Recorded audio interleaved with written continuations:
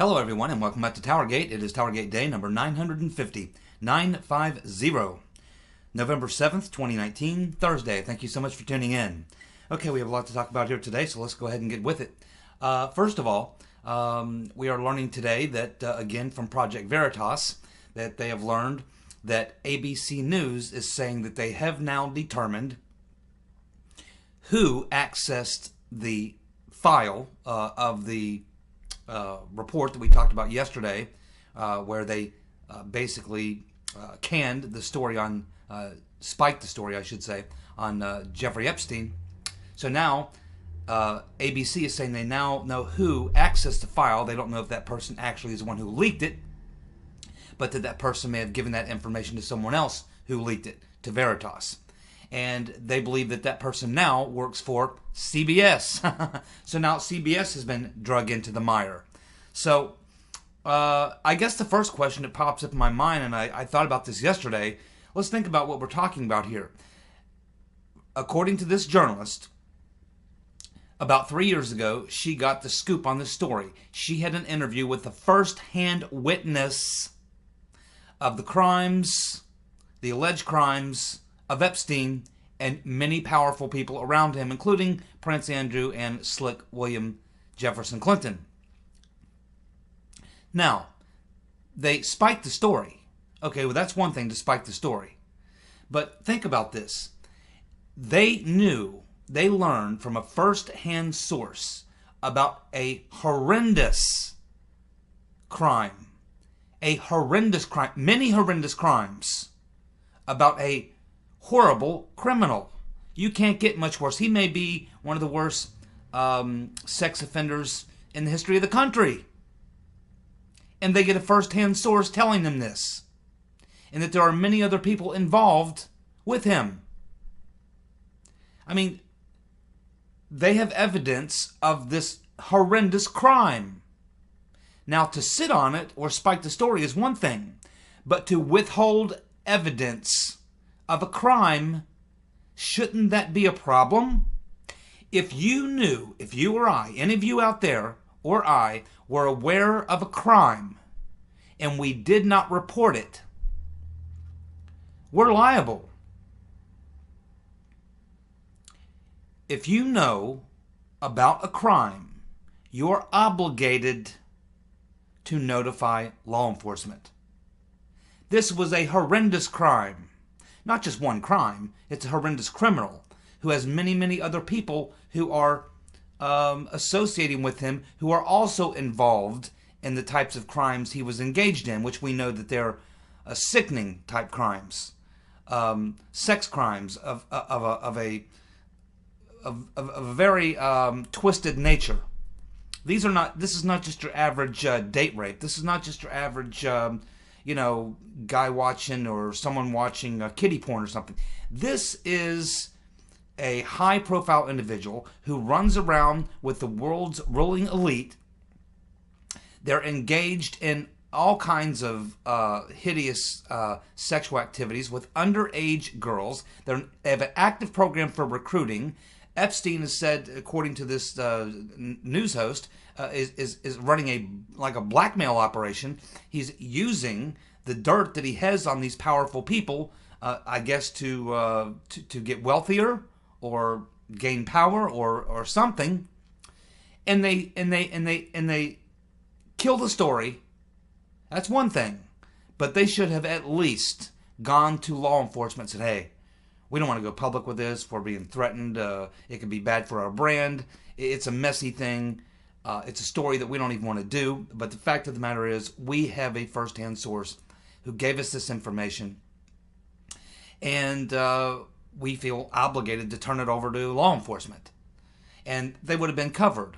But isn't it amazing that now this story has been out there for over 24 hours, yet it's absolutely mind-boggling. The story from Veritas today is ABC News isn't coming out and saying, "Well, you caught us. We spiked a story, a huge story about this incredible crime and this incredible criminal, this horrendous criminal, and what we're really upset about is who leaked it."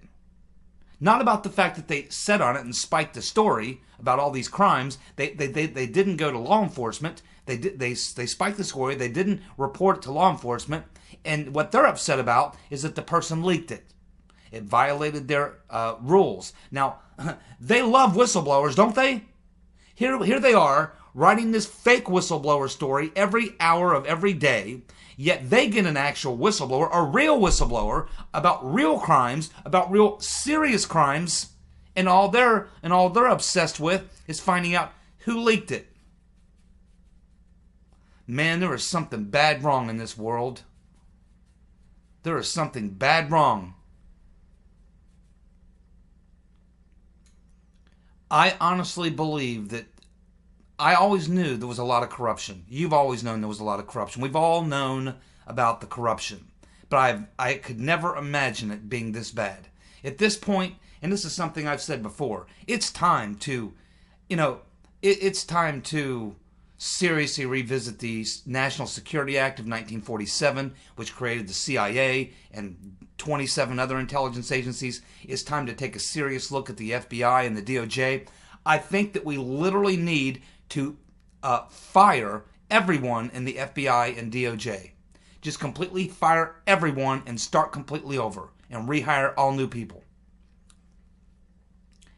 And the CIA and the whole nine yards, and for years I've been saying this, many other people have been saying this, that the CIA needs to be seriously neutered along with many of these other agencies. They are rogue as hell.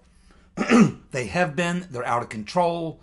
And this is a point, I don't have time to go into this. I'm not going to go deep into this, but it goes back to something I've been saying for years and years and years. I would always talk to people about the JFK assassination. I spent many, many, many hours digging into the JFK assassination years ago.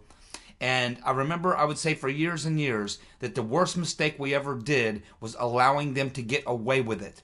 Because once they pulled off that caper, from then on, it's just like it's been pedal to the metal. And the fact that we let them get away with that only empowered them even more to move on to even greater crimes. I think that they had involvement in 9/11. There's hundreds of other things that they've been involved in, thousands of other things that they've been involved in. Here we see their exposure in Spygate and all these other things. We can see they're actively involved in a coup. I mean, someone has got to put a stop to this. And right now, it looks like it's up to Attorney General Barr and Mr. Durham. I sincerely hope they understand the importance of the investigation they're involved in and why it is absolutely consequential that they actually get to the bottom of it and actually hold people accountable. The reason why these people continue to do these things is they're never held accountable. They get caught all the time. They get caught all the time. There are books after books after books that you can go to the library and read, where the CIA has been caught, along with the FBI and other rogue elements of the intelligence agencies and the swamp in D.C., where they've been caught time after time after time in these sorts of things, and no one is ever held accountable, so they don't care. Why should they care? If you went out and robbed a bank every day, and every time you got caught, they just grabbed you and said, well, we caught you. You better not do that again. You'd go rob another bank. Barr and Durham must actually put people in cuffs and send them to jail and make an example. This is a pivotal time in history, and I certainly hope they get it right. They better.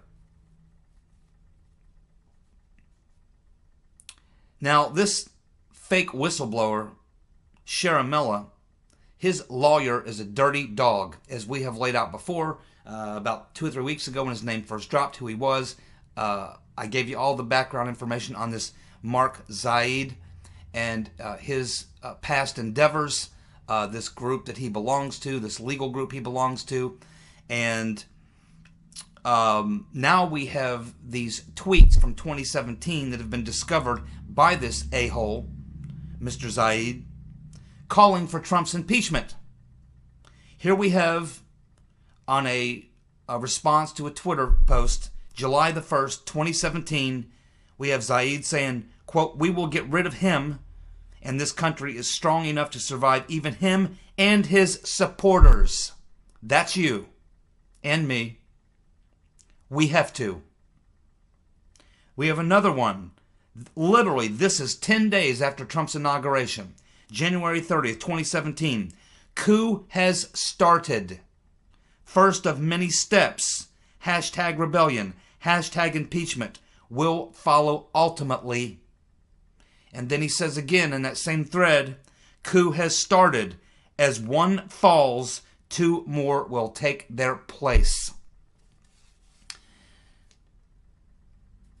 Here we are witnessing right in front of our very eyes, just as we see with Spygate and with many other things, right in front of our face, all the evidence of what we see, a coup going on. We know it's all based on bullshit. We know it's a coup. It's a continuation of the previous coup. It's started with Mueller. When that didn't work, then they go to Ukraine. They're working this, and you can guarantee that when this fails, they'll have two or three or four or five or 10 or 1,000 more things. It will never ever end. Why? Because there's nobody being held to account for it.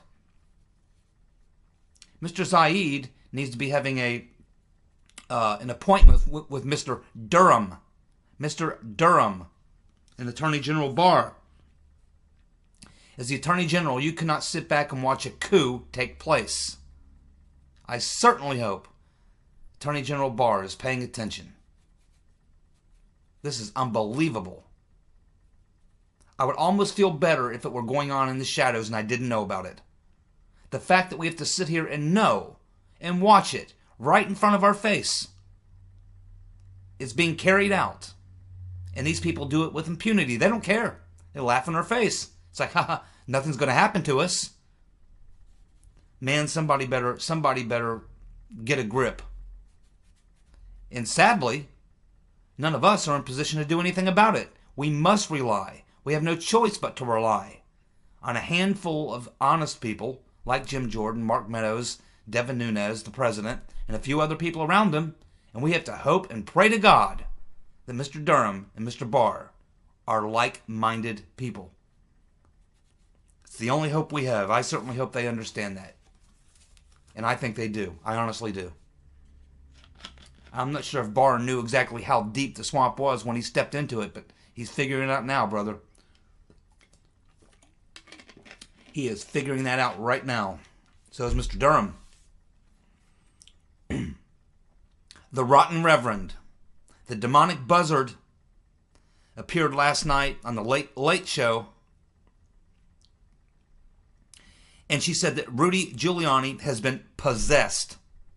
She says his brain may have been seized by aliens.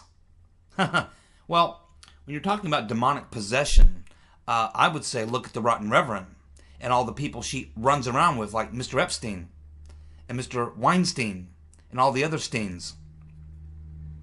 That's right, the Rotten Reverend Clinton. You know, my dad used to always tell me, I had certain friends that he liked a lot. I had certain friends maybe would come over he didn't like, and he had a really good eye for people like that. And he would sometimes say to me, you better watch out, that guy. He'll get you in trouble. And he used to say, birds of a feather flock together. And that's a flock you don't want to be hanging around with. They're going to get you in trouble. I'm telling you right now. I would take his advice, because I knew he was right. I knew there were bad, some bad hombres, you might say. And I did, just as my dad said. I, kept my distance from those people. Birds of a feather flock together. Look at the people who hang around the Rotten Reverend and Slick Willie. That whole group. Look at what they're involved in. The Rotten Reverend Clinton's driving this coup. Look at the turmoil and the chaos that she has created. We need to get her off the street. The Rotten Reverend needs to be taken off the street. I'm absolutely certain that she will be having an appointment with Mr. Durham and a grand jury.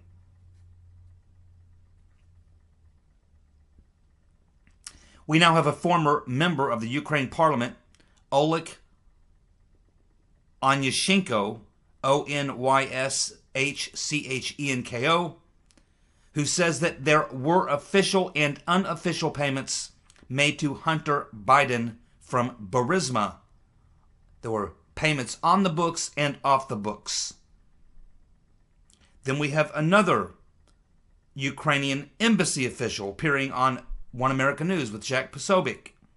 His name is Andrei Telesenko, and of course we've heard his name and talked about him quite a few times here. Giuliani has talked about him as well. And he says that he was approached by Alexandria Chalupa in early 2016.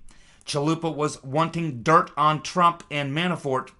Also, he says that the Obama administration officials constantly pressured Ukraine officials. The U.S. ambassador, that would be Marie Yanukovych, would call the president of Ukraine and tell him what to do, who to hire and who to fire. Not the first time we've heard this. Will anyone look into that? Here we're watching the Pencil Neck Geeks ridiculous shit show disguised as an impeachment inquiry about Ukraine because of a phone call Trump had, which we now have the transcript for, which shows no wrongdoing. We have many officials saying there was no wrongdoing, no quid pro quo, the whole 9 yards, while at the same time we have a mountain of evidence. Every single day, more evidence comes forward about what happened. We have Biden on video doing a quid pro quo, yet the media won't touch it, and as far as we know, no one's investigating it. I mean, it's almost like we live in some sort of a parallel reality. We all live in one reality where we see facts, we see truth, we make particular judgment, we have various thoughts about it. We think, gee, someone should look into that maybe. While at the same time, we watch this carnival, a freak show. And you wonder what kind of a parallel universe we've fallen into here. I mean, it's almost like a bad dream. I'm going to wake up and go, oh man, that was a hell of a dream. My God, thank God that was just a dream. Woo! Man, just imagine if this is real life. Unfortunately, it is real life. We're not dreaming. This is not a dream. We're living this. Oh man, it's way worse than even I thought. And I knew it was bad a long time ago. Holy smoke. The bug-eyed fool is now threatening an ethics complaint against his own staffer, who he believes leaked the Sharamella's name to the press. That according to Paul Sperry. The bug-eyed fool. He's pissed because someone on his committee leaked Sharamella's name. After he's the most leaking guy in D.C. This is such a corrupt son of a bitch. And they're hell-bent. We had Elise Stefanik today saying again in a Fox News interview, oh yeah, we're not joking. We really are going to call Schiff as our first witness. Now, he's probably almost certainly not going to oblige, but just the very fact that you make the case that he should testify, you want him to have to, more than anything else, you know he's not going to, but you want him to have to say, no, I'm not going to testify, and then the next obvious question is, why not? You want to see the explanation for the reason why. Matt Gaetz has just filed an ethics complaint against Schiff himself. Now, my friends, this is all a shit show, as I've told you. It's going to amount to nothing, and they know it'll amount to nothing. But they've got another one, and another one, and another one, and another one waiting right behind. There'll be no end to it until someone actually puts a stop to it. Mr. Barr, Lindsey Graham, and now we have Rand Paul and Don Trump Jr. taking all kinds of heat for leaking the whistleblower's name. You know what? You're allowed to leak his name.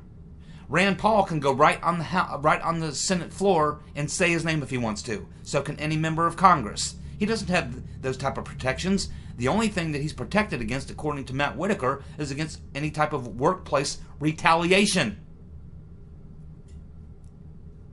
And we know who he is. And we know what he's been doing. And we know who he's been hanging out with. This is so corrupt. It's just, it's I don't even know. I don't know what the words are. I've never seen anything, you talk about the banana republics, the old Soviet Union, Cuba. I mean, you go down the list of corrupt places. Ukraine. Here we're talking about how utterly corrupt Ukraine is and has been for a very long time, right along with a lot of those old Eastern Bloc countries. But when you look at this Ukraine thing, our government, I should say, under the Obama administration and probably others, we're cooperating. We're in their corruption. We're literally infusing corruption into their system. We were assisting in the corruption. We were capitalizing on the corruption, taking advantage of the corruption. We were up to our eyeballs in cultivating the corruption in Ukraine. That's what all this tells us. My oh my. Well, we had a story today that a British official with knowledge of AG Barr's visit to London is saying that Barr and Durham are asking for help in London in doing a hatchet job on their own intelligence services. Here's a UK official with some insider knowledge saying he's hearing that Barr and Durham are literally asking the government in the UK to help them, I guess, produce the evidence of wrongdoing on the part of American intelligence services. They want the UK to rat out and tell what they know about the corrupt American intelligence services as it relates to Spygate and what's been going on with that. And the term he says is that Barr and Durham are asking for help in doing a hatchet job. Now, Barr and Durham aren't looking to do a hatchet job, and the UK is up to their eyeballs in this. They were not just, as I've said many times, I don't think the UK would have initiated any of these types of activities unless they were recruited or had permission. The UK wouldn't be being involved in something like that without the knowledge of the US government. They just would not do that. So at the very least, we knew a long time ago that the U.S. government, Obama administration, had to know what role was being played by people connected to UK intelligence, private intelligence firms in London, and things and such. They certainly had to know, and of course they were both working together. And again, it was a joint mission. If you remember, back during the Brexit vote, there was, people on the left over in the UK blaming Russia for interfering in the Brexit vote. And then that exact same narrative comes here, and it's being used other places. Not just, it's just, this entire thing needs to be completely shut down. The entire fraud needs to be exposed. It's way out of hand. Here's another very interesting little story that popped up. Dana Rohrabacher was spotted near the Capitol yesterday. Why would that be? He's no longer in Congress. He lives in California. What's he doing around the Capitol? Well, a lot of people are suspecting that maybe he's there to talk to Mr. Durham or Mr. Barr. Why would that be? Well, because Mr. Durham is looking into the origins of the Trump-Russia hoax. And if you're looking into the origins of the Trump-Russia hoax, you're going to be looking at the so-called hack of the DNC, which we know wasn't a hack at all. And the one man who would be able to tell you, and even produce documents and evidence, would be Julian Assange. And we know that Rohrabacher went over and spoke with Julian Assange, and then he wanted to have a sit-down with the president. But the president's political people around him made sure that did not happen. And as far as we know, that did not happen. Maybe it did and we just don't know about it. Maybe Rohrabacher somehow got a message to Trump some other way through some other people. But as far as we know, Rohrabacher never got that meeting he wanted with the president to tell him what he learned about what he learned from Assange. Of course, we know from this woman, I forget, Ellen Ratner. We know from Ellen Ratner that she said that she spoke with Assange, and he said, yeah, it wasn't the Russians, it was Seth Rich and his brother.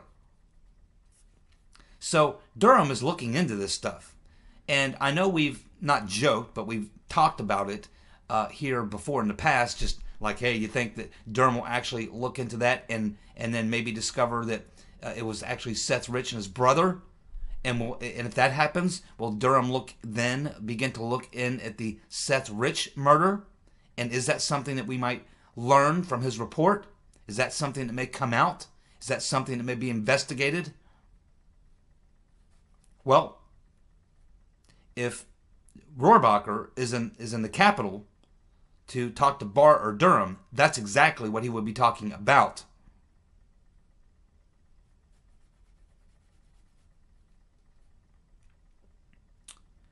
We have Fox News. We're being told they're not allowing any of their on-air talent nor any of the guests to come on Fox to mention the fake whistleblower's name, Sharamella.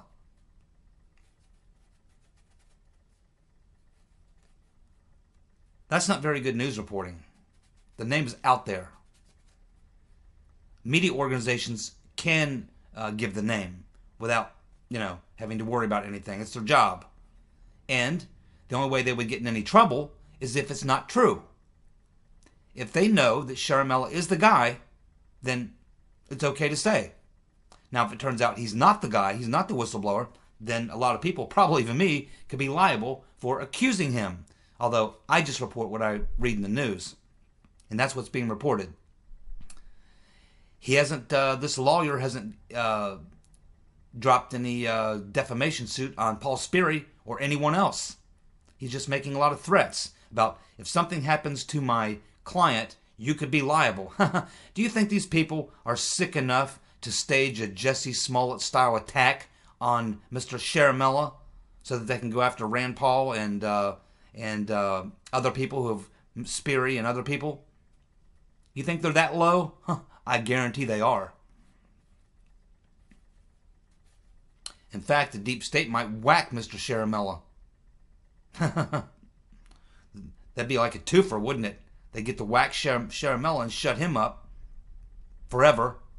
At the same time, give his lawyer a reason to file suits against the people who released his name. This whole thing needs to be just blown up, man. Like I said yesterday. Needs to be blown up and shut down. These people, Sharamella needs to be, getting a hot light treatment with a prosecutor somewhere. He's not a whistleblower. He's part of a coup plot.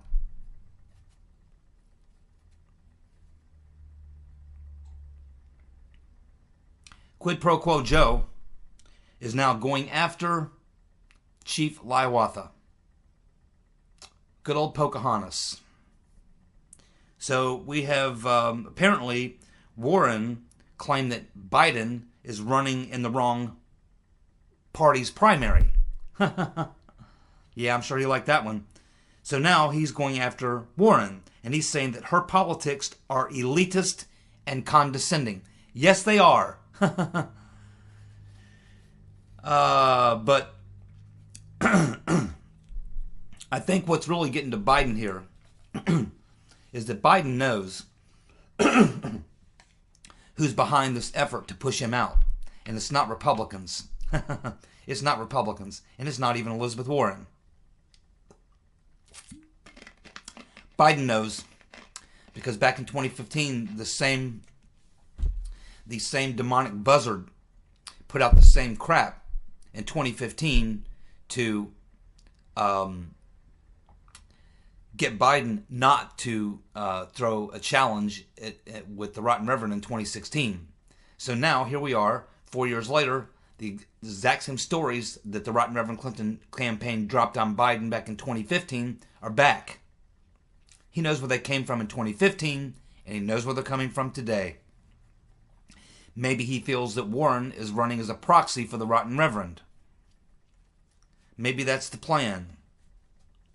Maybe Warren is out there running a pretend campaign on behalf of the Rotten Reverend. Most of the people, top people in her campaign are formerly Rotten Reverend Clinton people. So it's either a plot by Clinton to drive Warren so far to the left that she's unelectable, or it's a plot to have Warren go out and be the front person throughout the majority of the time, knowing good and well she's unelectable, and then in the end the rotten Reverend Clinton comes in and then she names Warren as her VP.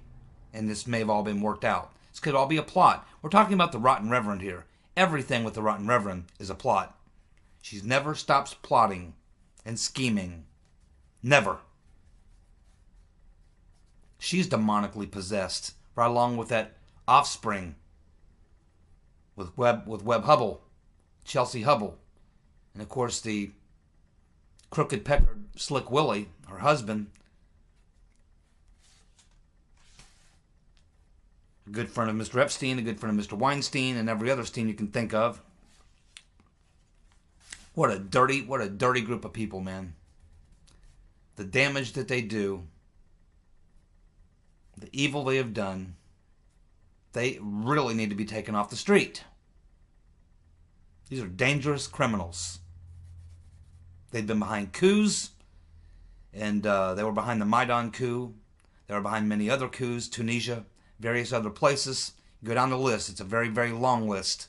And now it's the coup here. And the same group of people, the same like-minded types are the very ones that are trying to deprive the citizens of the UK of the Brexit that they voted for. That was 3 years ago.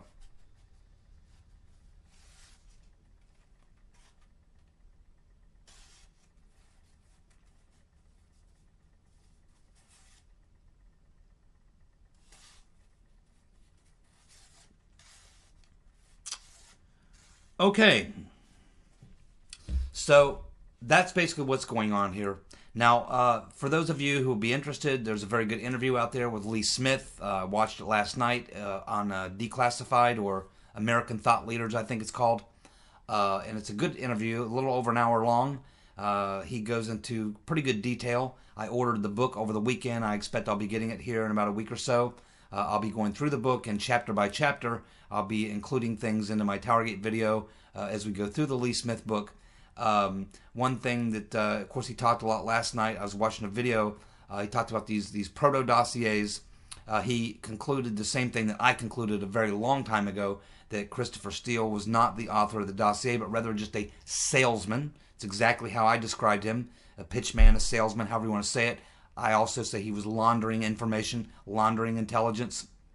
This is the conclusion most people come to. I came to that conclusion the day after I read the dossier, because I said, this is not, I've read intelligence reports, and this is not the work of a professional intelligence. This is not an intelligence report. This is not an intelligence report. This is not what they look like. This is not what they sound like. This is something else. This is garbage. I knew this a long time ago. That's a main point. But it's very interesting, something that when he's asked, okay, so if Christopher Steele's not the guy who really wrote the dossier, then who did? And Lee Smith is, well, I really can't say specifically name names who did. I can tell you quite a few people I think had a role in it, and he goes on to name, of course, Glenn Simpson, Nellie Orr.